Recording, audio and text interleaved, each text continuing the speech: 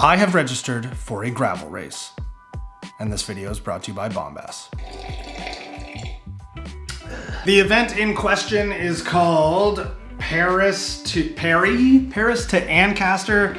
It's in Ontario, and my very good friend Joel has been proposing the idea of me going to Ontario to do this race for like the last 6 years or so. Anyway, this year I registered. Why? Because it's a gravel race that's supposed to be fun, and then most notably, in the last like 3 kilometers or so of the event, there's this like pretty wild mud chute, I guess. That does sound, as a cyclocrosser at heart, like a good time to me. This is gonna be fun. This is gonna be fun, low pressure, nothing that I really need to do. Just try and figure out an economical way of getting there.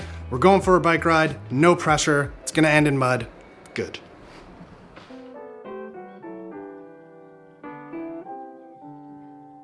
So Joel and I both agreed we'd register for the 70K event because it's something we instinctively know we could do without a lot of effort and preparation.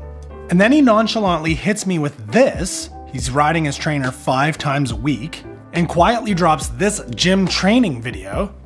These are obviously intimidation tactics. I'm on my heels here. I haven't been doing anything. So I've got to do something about that. I'm about a month behind at this point.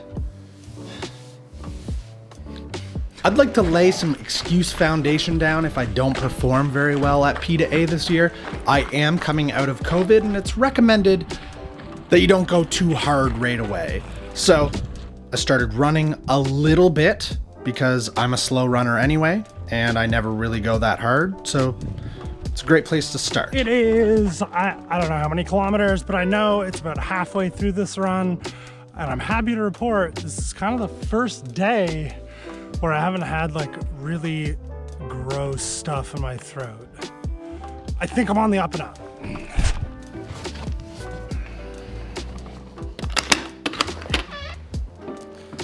But of course, this is a race involving bicycles, not running. So it's important, I think, that we get a baseline of where I'm at on a bike. We'll get our baseline data aboard Rawstercross here. It's the only thing I've got that even resembles a gravel bike these days. And I'm gonna kind of sandbag the rest of it. What I mean by this is I'm going to dress in the least performance-focused attire that I can. I'm going black jeans, a casual merino wool sweater from Chrome Industries, a good-looking helmet from Burn, a little neck warmer here, and then there's what I'm gonna wear on my feet. I actually don't own a pair of like mountain bike style SPD shoes. I only have the Chrome like city casual set. Not gonna be great for mud, but should be absolutely fine for riding. The one area where there is no compromise whatsoever is the sock area. That's right, why would I compromise on socks when I can be wearing these from Bombas, today's sponsor? See, even though I'm not gonna be wearing the most high performance of shoes, they'll feel that way because I've got the most comfortable and best performing sock that you can get on the market on my feet. Because Bombas sources the best materials for their socks, and they engineer in cool features like honeycomb technology in the midsole, which keeps the sock in place, and they've managed to engineer out that annoying top seam you get on a lesser product. And you, friends, can get 20% off your first purchase with Bombas at the link below using my code, SPIN20, and experience the same level of comfort on your feet that I'm feeling now. And feel good about it because Bombas donates 1 pair of socks for every pair of socks sold to a community in need. So you can feel even better about the purchases you're making. Okay, let's see where we're at.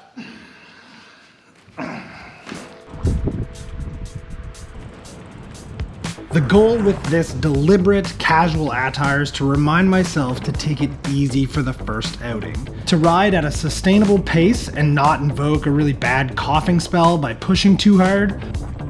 What I really wanted to see here is what I could do over my normal short road and gravel path route while finishing with what feels like a full tank of energy left over. Like, what is that speed? What is that number? kind of out of interest, but mostly so that any improvement I make in subsequent uploads of this series, they'll seem like more impressive. I like that. And the result? Slow. Really slow. So that ride, about 26 kilometers, I averaged 20.5 kilometers an hour. That is slow for me, despite wearing everything I wore to make sure that I didn't ride fast and would purposely get a slow time. I am still a little disappointed in seeing a 20.5 kilometer an hour average. Whatever. Great starting base point, because I feel like I could probably like absolutely decimate that, just blow that out of the water today if I wanted to just absolutely destroy my legs and maybe make this worse. I should probably set an average speed goal.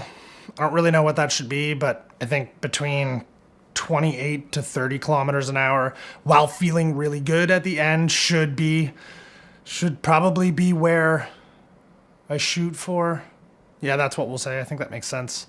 But that's okay. We know what we're starting with. We've got a 26 kilometer loop that includes some gravel, has a good amount of road that we will use as the basis to see how progression is going. I'm definitely not going to sit here and say that I'm going to do a bunch of things like change my diet or ever really even ride a trainer. I can't think of anything I want to do less. So yeah, we'll just see how my very normal regiment, maybe with a little bit of thought towards trying to improve, goes. And hopefully I can hit the time limit of the 70 kilometer event of P to A. Let me know in the comments what you think. If you want to know any more about how I'm going along. If you don't, let me know that as well. And that'll dictate whether or not I make any more of these videos. Okay, bye.